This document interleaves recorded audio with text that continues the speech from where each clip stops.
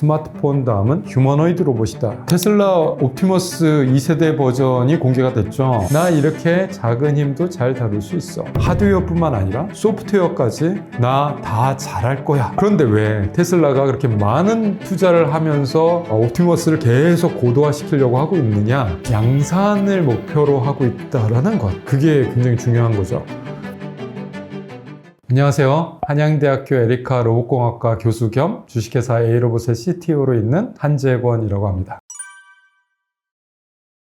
테슬라 옵티머스 2세대 버전이 공개가 됐죠. 처음 동영상 봤을 때 굉장히 빨리 발전하는구나 라는 느낌이 확 들죠. 처음에 1세대에 나왔을 때는 저 정도 로봇들은 많이 있지 않았나? 라는 느낌을 받으셨을 텐데 2세대 로봇을 보면 와, 세련돼졌다 라는 느낌을 받으실 거라고 생각합니다. 일단 외형에서 느끼는 아우라 같은 게 생기죠. 왜 그러냐면 일단 커버링을 잘했습니다. 완제품 같은 느낌으로 플라스틱 커버들이 쫙 입혀졌죠. 그러니까 뭔가 갖춰졌다라는 느낌이 나는데 거기에 더불어서 움직임들이 상당히 부드러워졌어요. 예전에 봤던 그런 딱딱한 움직임이 아니고 부드러워졌고, 그리고 로봇에 있어서 핵심적으로 생각하고 있는 힘을 제어하는 능력, 이것들을 굉장히 잘 보여줬습니다. 그리고 더 중요한 거는 발전한 속도가 엄청나게 빠르다. 로봇 관절 움직이는 거에 대해서 많은 분들이 약간 오해를 하고 계신 게 뭐냐면 힘이 세면 굉장히 능력이 좋은 거 아닌가 라는 생각들을 많이 하세요.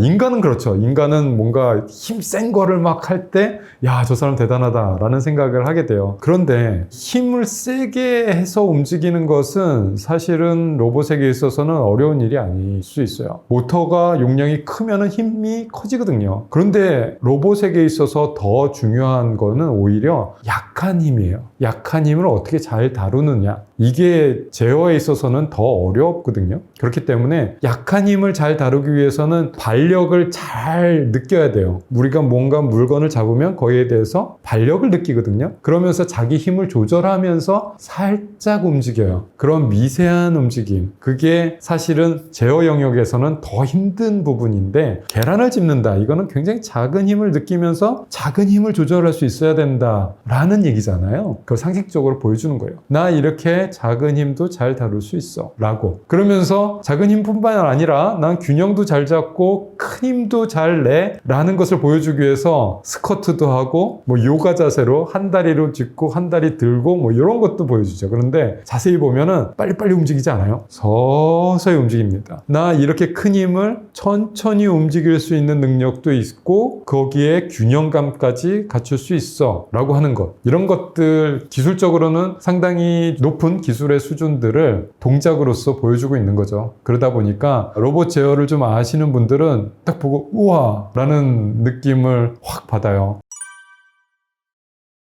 테슬라의 옵티머스 로봇도 인공지능을 잘 활용하고 있다는 것을 비디오를 통해서 계속 보여주고 있어요. 예를 들자면 이 손을 이렇게 보는 장면들을 보셨을 거예요. 그러면서 손이 이렇게 색칠이 쫙 되고 그런 장면이 싹 스쳐가거든요. 이거는 뭐냐면 자기 손을 스스로 인식하고 여기 부분이 내 손이구나를 스스로 인식하고 캘리브레이션이라는 게 있습니다. 센서들은 다 캘리브레이션이라는 과정을 거쳐서 정밀도를 더 향상을 시키는데 그 자기 손의 위치를 자기가 잘 알아야 돼요. 나 손이 어디에 있구나. 정확하게 알면 알수록 더 정밀한 제어를 할 수 있거든요. 캘리브레이션 과정은 설계자라든가 만든 사람들이 일일이 수작업으로 해주는 경우가 많았어요. 그런데 옵티머스는 나 캘리브레이션 내가 스스로 해 라고 하는 거를 살짝 보여준 거죠. 이런 것들은 인공지능을 통해서 만들어질 수밖에 없는 것들이에요. 그래서 인공지능 기술들을 보여주는 비디오들을 계속 보여주고 있습니다. 나는 하드웨어만 잘하는 게 아니야. 나 인공지능도 굉장히 뛰어나. 특히 블락 같은 걸 막 섞어놓고 집어라 그랬는데 사람이 막 방해를 하죠. 그럼에도 불구하고 그 방해되는 환경 속에서도 자기가 스스로 판단해서 얘는 여기를 집어서 여기다 놔야지 이런 것들을 판단을 할 수 있는 능력, 이게 다 인공지능이거든요. 즉 테슬라가 보여주고자 하는 미래는 기계뿐만 아니라 하드웨어뿐만 아니라 소프트웨어까지 나 다 잘할 거야 라는 것을 보여주고 있다고 볼 수 있어요. 스스로 학습한다 라는 말을 하면은 많은 분들이 걱정부터 좀 하시는 되는 것 같아요. 그래서 AGI라고 부르죠. 일반적인 지능들, 뭐 여러 가지 목적들을 동시다발적으로 할 수 있고 어떤 상황에서 임기응변을 하면서 자기가 스스로 판단하면서 뭔가 행동을 할 수 있는 능력을 가진 인공지능 AGI의 탄생을 많은 사람들이 걱정 그리고 우려 그리고 또 기대까지 막 복합적으로 하고 있는 것 같아요. 특히 생성형 AI 시대에 들어오면서부터 GPT가 나오면서부터 사람들이 와 이러다가 어떻게 되는 거 아니야? 라는 우려들을 많이들 하시게 됩니다. 그런데 아직까지는 AGI가 탄생하지 않았다고 보고 있어요. 뭐 생성형 AI들이 많이 만들어져서 AGI가 가까워 오고 있다라는 느낌은 받지만 이 인공지능이라는 것이 스스로 뭔가 판단해서 학습하고 학습까지 스스로 해내고 이런 것까지는 아직까지 우리가 상상하는 그 레벨은 아닌 거죠. 아직까지는 아니에요. 그런데 언젠가는 되겠죠. 언젠가는 될 겁니다. 그래서 인공지능 하시는 많은 분들이 모여서 AGI를 어떻게 만들어낼 것이고 어떻게 다룰 것이고 얘를 어떻게 할까라는 얘기들을 많이 활발히 하시고 계세요. 올해 들어 그런 얘기를 많이 하고 계세요. 즉 우리는 길을 찾아 나가는 중이고 아직까지는 나타나진 않았고 즉 AGI를 테슬라도 아직은 탑재하지 못하고 있어요. 스스로 학습하고 스스로 무언가를 막 생각해내고 이런 것까지는 아직 인류가 도달하지 못한 영역입니다. 그런데 언젠가는 갈 것 같아요. 그러면 이런 AGI를 로봇에 어떻게 잘 접목을 시킬 것이냐, 이것이 로봇이 앞으로 우리 인간 세상에서 어떤 역할을 어느 정도까지 할 것이냐의 척도가 될 것이고 그것을 어떻게 만들어낼 것이냐가 지금 우리가 지금 살고 있는 이 시대 이 시점에 많은 분들이 생각하고 있고 고민하고 있고 어떻게든 길을 찾으려고 하고 있는 그 순간이다 라고 알아주셨으면 좋겠습니다. 휴머노이드 로봇을 어디에다 쓸 것인가 라고 하면은 아직까지는 쓸 데가 없는데 예요. 그거는 사실입니다. 그 옵티머스 로봇이 뭐 돌아다니고 뭔가 조작을 한다고 하자 이러더라도 그것을 지금 어디다 쓸 거야? 그랬을 때 그러면 사람보다 얼마나 더 잘할 수 있어? 라고 물어보면은 아직까지는 생산성이 안 나와 요 정도예요. 그런데 왜 테슬라가 그렇게 많은 투자를 하면서 옵티머스를 계속 고도화시키려고 하고 있느냐? 결국에는 인간이 하려고 하는 일을 대신하겠다라는 거고 그 지점을 언젠간 달성하겠다라는 것이죠. 그때가 되면 우리는 휴머노이드 로봇을 어떻게 어디에 활용을 할 것인가가 핵심이 될 거예요. 그래서 누가 휴머노이드 로봇을 어디에 어떻게 잘 쓰느냐에 따라서 판도가 바뀌는 이런 일이 벌어질 거라고 봅니다. 아직까지는 상상의 영역이죠. 하지만 그 상상을 누가 더 잘했느냐에 따라서 시장이 어떻게 바뀔지 몰라요. 그렇기 때문에 아직까지는 가능성의 영역 그리고 미지의 영역이지만 이곳을 잘 개척하는 사람이 세상을 주도할 것이다 라는 것은 자신 있게 말씀드릴 수 있을 것 같아요.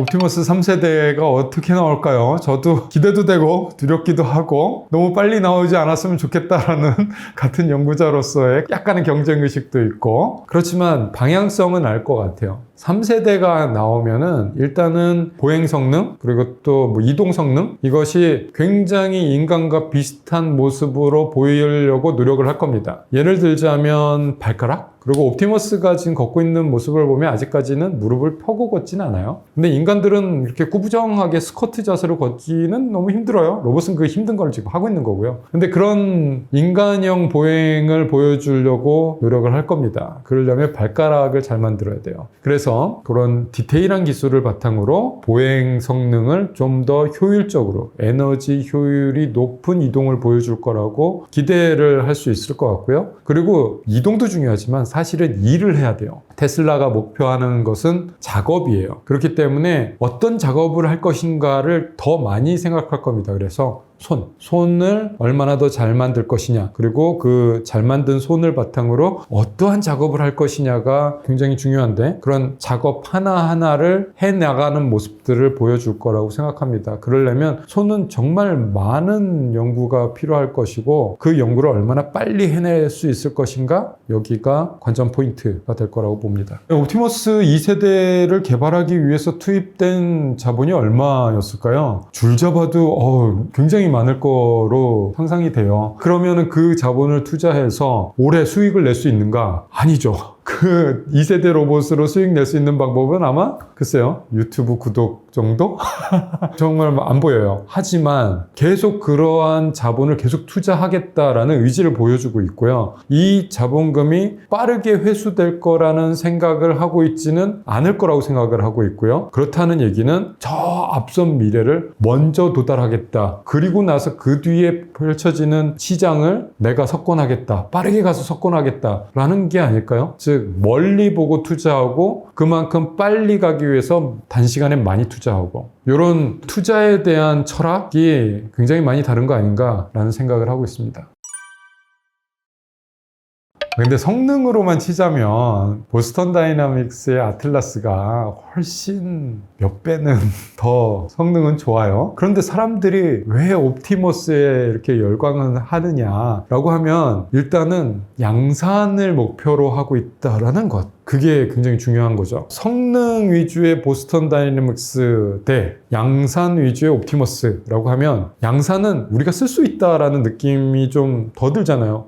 저 상업화가 되면 우리가 쓸 수 있는 거 아니야? 라는 느낌이기 때문에 더 뭔가 꿈과 희망을 더 불러일으키는 그런 로봇이 된 거라고 생각을 해요. 그럼 이제 보스턴 다이내믹스는 가만히 있을 것이냐? 그렇지 않을 거고요. 보스턴 다이내믹스는 지금 현대자동차 자회사죠. 그리고 현대자동차의 싱가포르에 세운 자동차 생산 공장에 로봇들을 투입시키고 있습니다. 즉 공장에서 이제 실제로 그 쓰임새를 증명하기 시작했어요. 그러니까 다른 차원에서 이미 많이 앞서가기 시작한 거죠. 결이 좀 다를 뿐. 그리고 또 하나 주목할 만한 회사가 하나 있는데 많이들 모르실 거예요. 근데 로봇 하시는 분들에게 있어서는 다 주목받는 회사 하나가 있습니다. 피겨라는 미국 회사예요. 로봇에 걸출한 대가가 이끌고 있어요. 제리 플랫이라고. 이분은 누가 봐도 최고예요. 그분이 회사를 만들고 빠르게 인간형 로봇을 선보이고 있어요. 한 1년 됐나?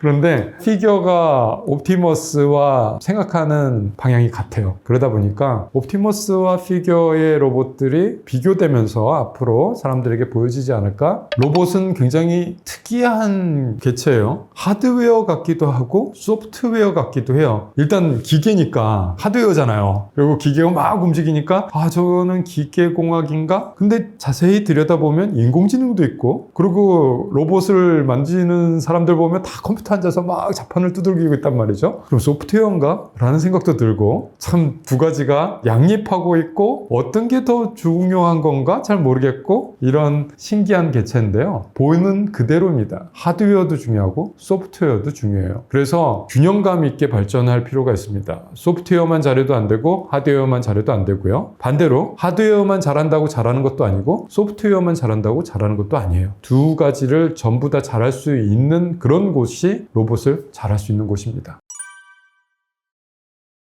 배터리 용량 굉장히 문제가 많죠. 지금 2차 전지에 주목하시는 분들 올해 굉장히 많았던 거로 제가 보고 있는데요. 주식도 테마주도 많았고 그래서 2차 전지는 굉장히 큰 산업의 영역으로 들어와서 기술 발전도 많아지고 있고 투자도 많아지고 있습니다. 그런데 로봇 입장에서 보면 아직 턱없이 부족해요. 물론 2차 전지 덕분에 우리는 전기자동차도 만들 수 있었고 스마트폰을 사용할 때 하루 종일 사용할 수도 있었고 많은 모바일 기기들의 편함을 느끼면서 살고 있습니다만 그런데 로봇은 이것만으로는 아직 부족해요. 뭔가 좀 더 축전 효율이 더 높고 방전 효율도 높고 좀 더 작은 공간에서 많은 전기를 축적할 수 있는 그런 배터리 3차 정도 나왔으면 좋겠는데 그 정도만 나와준다면 로봇 기술은 갑자기 퀀텀 점프를 딱 할 수 있을 것 같은 느낌이 들어요. 그래서 배터리 기술의 발전이 로봇 기술의 발전을 이끌 수 있습니다. 그래서 제가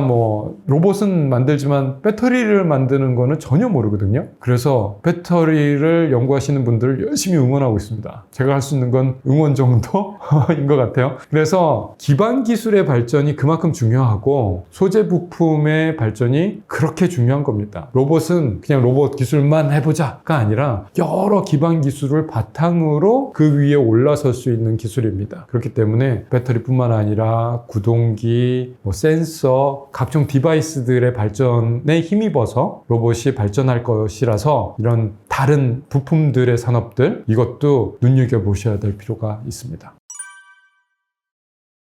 일단 휴머노이드 로봇, 인간형 로봇을 차치하고 다른 로봇들의 형태를 본다면 우리가 서비스 영역으로 확대해서 로봇을 사용할 수 있는 영역은 정말 많습니다. 지금 이 순간에도, 이 시기에도 2024년, 2025년에 로봇을 사용해서 사업을 성공화하는 케이스들을 우리는 많이 볼 거라고 예측을 하고 있습니다. 그런데 그 로봇들은 어떤 목적에 딱 특화되어 있을 가능성이 되게 높습니다. 예를 들자면 요리하는 로봇, 또는 서빙하는 로봇, 또는 배달하는 로봇, 이렇게 어떤 특정한 목적을 잘 이루는 특정한 형태? 이런 특별한 로봇들을 가지고 우리는 새로운 산업을 해 나갈 것이라고 예측을 하고 있습니다. 그러면 그 목적 하나마다 새로운 종류의 로봇 하나씩 다 만들어야 될까요? 우리가 살고 있는 이 세상에 얼마나 많은 일이 벌어지고 있는데 그 많은 일마다 다 목적에 맞는 로봇을 만들어낼까요? 최종 승자는 휴머노이드 로봇을 잘 만드는 사람이 될 것이다 라고 보고 있는 사람들이 많습니다. 스마트폰을 생각해 보세요. 스마트폰 나오기 전에 우리 얼마나 많은 기기들을 갖고 다녔는지 지금 한 40대? 50대? 이 정도 되시는 분들은 다 느끼셨잖아요. MP3 플레이어 갖고 다녔죠. 디지털 카메라 들고 다녔죠. PDA 들고 다녔죠. 뭐 각종 디바이스들을 막 주렁주렁 가방에다 꽉꽉 채우고 다녔어요. 그리고 그런 거 많이 갖고 다니는 사람들이 얼리 어댑터로 막 이렇게 좀 추앙받는 이런 느낌도 있었고, 그런데 그 많은 제품들과 그 제품들을 만드는 회사들 지금 싹 사라졌습니다. 왜 그랬죠? 스마트폰이 등장했죠. 스마트폰 하나면 그 많은 디바이스들을 다 해낼 수 있었던 거예요. 휴머노이드 로봇이 제2의 스마트폰이 될 것이다 라고 말하는 이유도 거기 있습니다. 지금 수많은 각각의 특별한 로봇들이 있겠지만 이 로봇들이 하는 일들을 로봇 한 대가 해낼 수 있다면, 그럼 그 로봇 한 대로 우리는 수많은 서비스를 해낼 거예요. 그래서 스마트폰 다음은 로봇이다 라고 말하는 것보다는 스마트폰 다음은 휴머노이드 로봇이다 라고 말하는 게 더 정확할지도 모릅니다. 어떠한 기술이 나타나면 그 기술을 받아들일 수 있는 디바이스가 세상을 지배하는 경우가 많습니다. 스마트폰은 인터넷이라는 기술이 등장을 했을 때 그 인터넷의 이상향을 실현시켜 줄 수 있는 디바이스였어요. 인터넷의 이상향은 언제 어디서나 정보에 접근할 수 있는 세상이었습니다. 그렇지 않나요? 그런데 컴퓨터, 데스크탑, 노트북 이런 것으로는 그 인터넷의 이상향을 실현시켜 주기에는 약간 좀 부족했어요. 왜냐하면 어떤 특정 공간에 사람이 붙어 있어야 됐거든요. 언제 어디서나. 그래서 우리 예전에 뭐 유비쿼터스 뭐 이런 얘기도 했었어요. 공기같이 뭐 이런 느낌으로. 그런데 그 인터넷의 이상향을 실현시켜 줄 수 있는 디바이스로 스마트폰이었던 거죠. 그래서 스마트폰은 인터넷 세상을 완성시켜 줄 수 있는 디바이스였습니다. 우리 세대로 돌아올까요? 2020년대에 AI가 주력 산업으로 떠올랐습니다. AI는 2020년대를 풍미하는 아주 핵심 산업으로 기록될 것이라고 저는 믿고 있는데요. 그러면 AI의 이상향은 뭘까요? 저는 인간의 힘든 노동으로부터의 자유라고 생각을 하고 있어요. 인간은 이제 힘든 일은 좀 그만해. 그리고 인간은 좀 더 인간에게 맞는 일에 집중을 하면 좋겠어. 이게 AI가 추구하는 방향이라고 보고 있거든요. 그래서 귀찮은 일, 힘든 일, 어려운 일, 위험한 일까지 인간은 좀 하지 말자. 이런 세상을 만들어보자. 그러면 얼마나 좋을까? 그런데 그 AI의 이상향을 실현시켜 줄 수 있는 도구는 과연 뭘까요? 글쎄요, 아직까지 나타나지는 않았겠죠. 그런데 AI의 이상향을 실현시켜 줄 수 있는 도구, 저는 로봇이라고 보고 있고, 특히 인간형 로봇, 휴머노이드 로봇이 그 AI의 이상을 실현시켜 줄 도구로서 세상을 지배하는 디바이스가 될 거라고 보고 있습니다. 로봇과 인공지능이 결합했을 때 나타나는 그 시너지, 시가총액 탑10 뭐 이런 기업들이 다 로봇 팀들을 꾸리고 있어요. 다시 말해서 시장 전망을 좋게 보고 있다라는 반증이지 않을까? 한 5년에서 10년 사이에는 우리 진짜 영화 속에서 보던 장면들을 보면서 살 것 같은데요?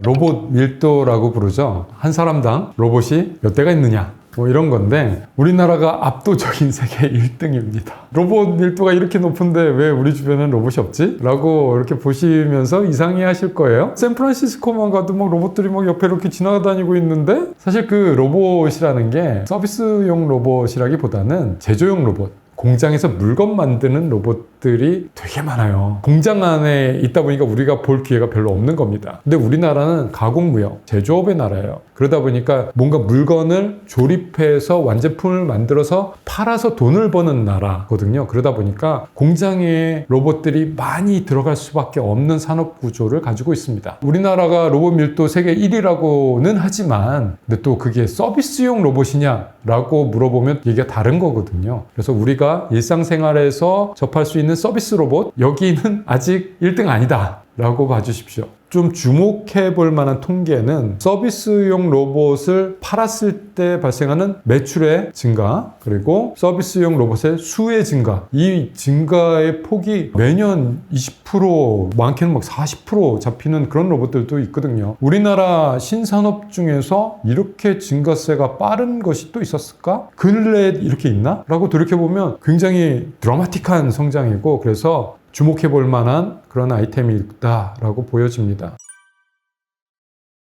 서비스용 로봇의 증가 속도가 가파르다 보니까 많은 분들이 지금 로봇에 주목을 하고 계세요. 그리고 또 인공지능을 활용해서 뭔가 하고 싶으신 분들이 눈을 돌리다 보니까 로봇과 인공지능이 결합했을 때 나타나는 그 시너지, 이것들이 어마어마하니까 새로운 비즈니스가 열리네? 이러면서 로봇에 대해서 많이들 주목을 하고 계십니다. 그 주목하는 사람들 중에 대기업들이 많은 거죠. 시가총액 탑10 뭐 이런 기업들이 다 로봇 팀들을 꾸리고 있어요. 그리고 로봇 회사들을 M&A 한다던가 또는 투자를 한다던가 하면서 로봇에 대한 덩치를 키우고 있는 중입니다. 그만큼 시장 전망을 밝게 보고 있는 거죠. 시장이 커진다? 그럼 투자가 들어갑니다. 그럴 수밖에 없잖아요. 투자 아무리 막 하라고 해도 시장 전망이 밝지 않으면 투자할 사람들은 없어요. 그런데 이렇게 투자가 많이 이루어지고 있다? 그리고 뭔가 덩치가 커지고 있다? 다시 말해서 시장 전망을 좋게 보고 있다라는 반증이지 않을까라고 생각합니다.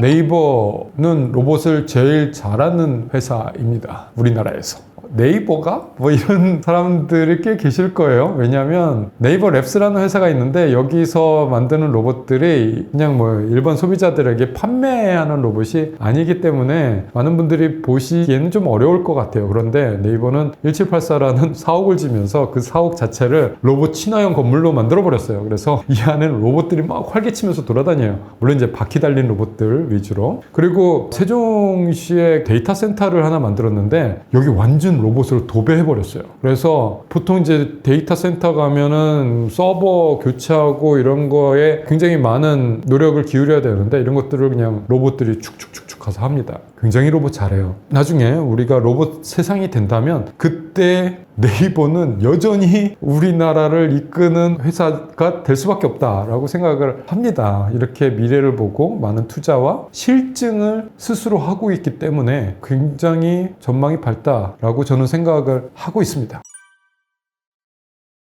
2023년 11월 17일이었죠. 이때 로봇이 보행권을 획득했습니다. 로봇은 인도로 가야 될까요? 차도로 가야 될까요? 바퀴 달린 로봇이라고 할게요. 답은 어디도 안 되었었어요. 차도로 가기에는 덩치가 너무 작아요. 굉장히 사고의 유발자 뭐 이런 느낌입니다. 그리고 차도로 가면 사고 날 확률이 되게 높아져요. 그렇다고 인도로 간다? 인도는 원래 바퀴 달린 이동 수단이 가서는 안 되는 곳이에요. 법적으로. 그러니까 못 가죠. 그렇기 때문에 어디도 로봇을 이용해서 서비스를 할 공간은 없었습니다. 2023년 11월 17일 전에는요. 그런데 법이 바뀐 거예요. 로봇이 인증을 받으면 성능에 대해서 합격 점수를 받은 로봇에 한해서 인도를 통해서 낮은 속도로 운행할 수 있다라고 법이 바뀌었고, 그렇기 때문에 로봇을 통해서 배송 서비스가 가능해졌습니다. 그리고 나서 우리가 보는 현상은 12월에 테헤란로에서 로봇들이 배달을 하는 장면을 보고 있는 거죠. 시범으로 한번 해보고 나서 이거 괜찮은데? 라고 결론이 지어지면 시장성이 있는 지역부터 로봇 배송 서비스들이 벌어질 거라고 예상하고 있습니다. 2024년은 여기저기서 로봇들이 인도를 통해서 우리와 같이 이동하는 그런 시기가 될 거로 예상하고 있습니다. 그러다 보면 로봇하고 인간이 같이 있어? 그러다가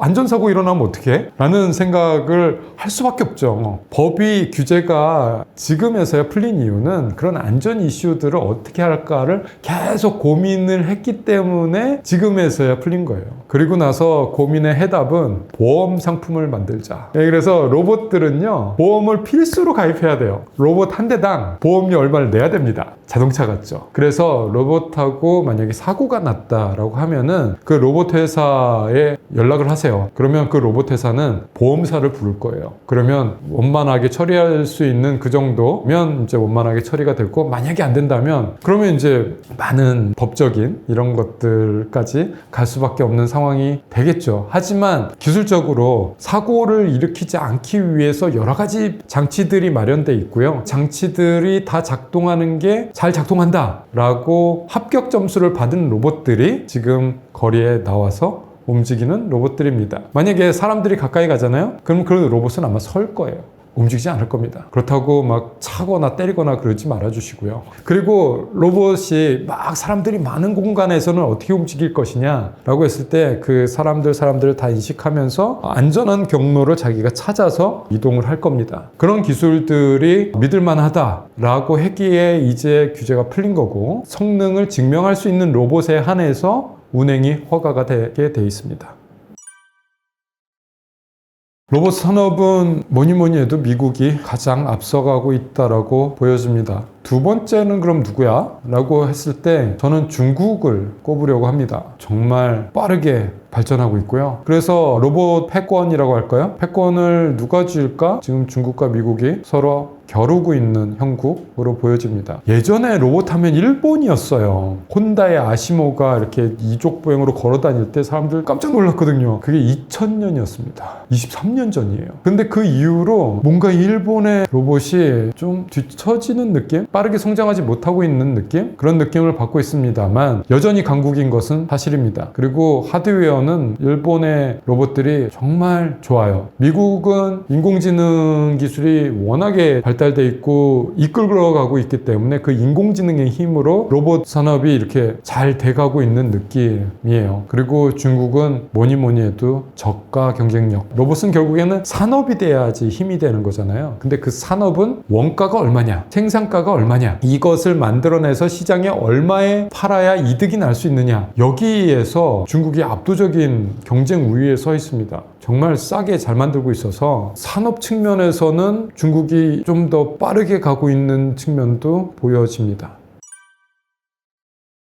지금까지 서비스 로봇은 대략 한 20% 내외의 성장률을 보이면서 계속 성장하고 있어요. 그런데 퍼센테이지라는 게 사실은 계속 기하급수적으로 올라가는 거잖아요. 그러니까 복리 이자 같은 느낌인 거예요. 이렇게 성장 속도가 빨라라고 지금 느끼고 있는 중입니다. 계속 기하급수적인 성장 곡선을 그리고 있어서, 그렇기 때문에 몇 년 뒤에 어디까지 갈 것인가 라고 보면 한 5년에서 10년 사이에는 우리 진짜 영화 속에서 보던 장면들을 보면서 살 것 같은데요? 라고 누군가가 말했을 때 에이 그럴 리가, 그러지 않아 라고 말할 수 있는 사람은 별로 없을 겁니다. 앞으로 어떤 일이 벌어질지 몰라요. 그리고 누군가가 하나 또 굉장히 막 퀀텀 점프를 한번 딱 이뤄내면 쫙 블랙홀처럼 빨려 들어가는 이런 현상을 보게 될지도 모릅니다. 즉 준비하고 대비하고 빨리 발맞춰서 따라가려고 하는 노력, 이게 우리가 할 수 있는 유일한 거죠. 2033년이 되면 우리는 어떤 삶을 살고 있을까요? 미래를 예측하려면 한번 과거를 돌이켜볼까요? 우리 2013년에 어떻게 살았을까요? 인공지능을 말하는 것은 영화 속의 얘기였어요. 그때는 인공지능의 겨울이었던 시기였습니다. 딥러닝? 말도 안 되는 얘기였고요. 바둑으로 컴퓨터가 사람을 이겨? 제정신이냐? 이러던 시절이었어요. 그런데 지금은 그림을 그리고 싶으면 인공지능 써서 그리지 뭐. 작곡하고 싶으면 내가 주선율만 만들게, 보조선율은 알아서 잘 붙여봐. 이런 세상입니다. 10년 동안 많이 달라졌어요. 그러면 앞으로 10년은 어떨까요? 지금 상상하지 못한 것들이, 말도 안 된다라는 것들이 2033년에 되고 있을 수도 있다는 얘기죠. 인간과 로봇이 어떻게 잘 지낼 수 있을 것인가 진짜 중요한 이슈고요. 아마도 로봇 산업에 있어서 핵심이 되는 이슈일 거라고 생각을 해요. 학자들은 HRI라고 부릅니다. Human Robot Interaction. 인간과 로봇이 어떻게 상호작용을 할 것인가. 이것은 로봇 분야에서도 굉장히 큰 카테고리예요. 여기에 연구하시는 분들 엄청나게 많습니다. 어떻게 인간이 과연 로봇과 잘 지낼 수 있을까? 그리고 로봇을 어떻게 만들어야 인간과 좀 더 친밀하게 반응을 하면서 인간에게 서비스를 할 수 있을 것인가? 그리고 이 부분이 로봇에게 있어서는 컨텐츠라고 보여져요. 그래서 로봇이 하드웨어 산업, 소프트웨어 산업이기도 하지만 하나 더 컨텐츠 산업이기도 합니다. 그래서 우리가 공략해야 될 부분은 이쪽이 아닐까. 대한민국은 컨텐츠 강국입니다. 그래서 로봇을 사용해서 인간과 로봇을 어떻게 잘 친밀감을 높여서 부가가치를 올릴 것인가 라고 생각하는 이런 사람들이 로봇을 잘 만드는 사람들이 될 거라고 보고 있고요. 저희 A로봇도 HRI에 굉장히 많은 힘을 쏟고 있습니다. 새로운 기술이 등장한다는 것은요, 누군가는 직업을 잃는다라는 말입니다. 어쩔 수 없어요. 지금 무언가를 하는 기계를 만들었어요. 근데 그 무언가를 하는 기계는 사실은 예전에는 사람이 하고 있던 일이었던 거예요. 우리는 기술 개발을 하는 것이 다 똑같습니다. 예전에는 사람이 하고 있었던 일을 기계가 대신하기 위해서 기술을 개발을 해요. 그게 기술 개발이에요. 즉 다시 말해서 기술이 개발되면 누군가는 직업을 잃습니다. 그런데 다른 면을 또 바라다 보면 누군가는 그 기술을 가지고 새로운 일을 해요. 그러면 로봇은 어떨 것이냐? 하루 24시간 1년 365일 고장만 안 나면 계속 일하는데 경쟁력을 비교해보면 인간은 말도 안 되게 경쟁력이 낮을 텐데 이거 어떻게 할 거야? 그럼 인간은 다 실업자가 되는 거야? 그런데 그 말은 반은 맞고 반은 틀리다라고 보여져요. 왜냐하면 로봇을 만들어내기 위해서 필요한 인간의 일들은 그러면 없을 것이냐? 어마어마하게 많은 파생 상품들이 생각이 나요. 인간의 일은 생각보다 많습니다. 우리가 주목해야 될 거는 그러면 로봇을 가지고 무언가를 하게 되면 그 일 때문에 실업을 하는 사람들, 그 사람들을 어떻게 잘 이동을 시켜줄 것이냐, 재교육을 시켜줘서 좀 더 인간이 하기 적합한 일을 하게 만들 수만 있다면 우리는 더 좋은 사회를 만들어 나갈 수 있지 않을까라는 유토피아적인 상상을 해낼 수가 있는 거죠. 근데 세상이 꼭 그렇게 유토피아냐? 그럼 또 완전히 디스토피아냐? 이 논란은 인간이 돌도끼를 만든 이후부터 계속 있었던 해묵은 논란이고 우리는 그 중간 지점을 계속 가왔습니다. 새로운 신기술을 이용해서 새로운 산업을 일으키는 사람과 기존의 산업에 있어서 계속 일자리를 잃는 사람들이 균형을 맞추면서 계속 세상은 이루어져 왔던 거예요. 그러니까 이렇게 말하면 더 정확할 것 같네요. 인공지능 로봇을 이용하는 사람들에 의해서 인공지능과 로봇을 이용하지 않는 사람들의 직업이 대체될 것이다. 결국 사람이 사람의 일을 대체하게 될 확률이 높습니다. 로봇과 인공지능을 이용해서 할 수 있는 일들은 기성세대들은 잘 생각이 안 날 거예요. 아무리 생각을 하려고 해도 한계가 있을 겁니다. 이미 일이라는 건 이런 거야 라는 고정관념이 머릿속에 있거든요. 하지만 새로운 일을 하게 되는 신세대들, 그 아이들은 새로운 생각을 해낼 거예요. 인류는 그렇게 진화해 왔습니다. 그리고 계속 그렇게 살아왔고요. 인공지능과 로봇을 사용해서 우리가 만들어갈 인간의 직업들, 이것이 무엇일까? 우리 아이들에게 토대를 만들어주는 것, 이것이 기성세대들이 할 역할이 아닌가라고 생각하고 있습니다. 인공지능 로봇이 새로운 산업을 일으키려고 하고 있습니다. 이 시기에 우리가 어떻게 생각을 하고 어떻게 대처하는가가 아마도 구한말에 새로운 문명을 받아들일 것이냐 안 받아들일 것이냐 하는 기로에 놓인 장면과 비슷해 보입니다. 우리는 앞으로 어떻게 나가야 될까요? 그 생각을 모두가 다 같이 한다면 우리는 이 중차대한 시간에 우리가 현명하게 생각하고 판단해서 새로운 산업의 주역이 된다면 우리는 슬픈 역사를 되풀이하지 않고 새로운 세상의 주인공으로서 역사를 써내려갈 수 있을지도 모르겠습니다. 희망은 갖고 있는 사람들만이 품을 수 있는 선물과 같은 존재입니다. 안 될 거야, 나쁜 일이 벌어질 거야 라고 생각하는 사람들이 되기보다는 그래, 희망이 있어, 한번 해보자 라고 진취적인 생각을 가진 그런 사람들이 가득 찬 대한민국을 꿈꿉니다. IT 산업과 반도체를 전체적으로 함께 볼 생각입니다. 왜냐하면 반도체는 IT 산업을 이루는 근간이고 핵심이 되기 때문에 최근 서울에서는 물 들어왔을 때 노져야죠. 대형 평수 아파트 하나, 소형 하나, 한가 하나 바꿔도 돈이 남아. 이것만 아셔도 부동산의 가격 전망을 어느 정도 하실 수 있다.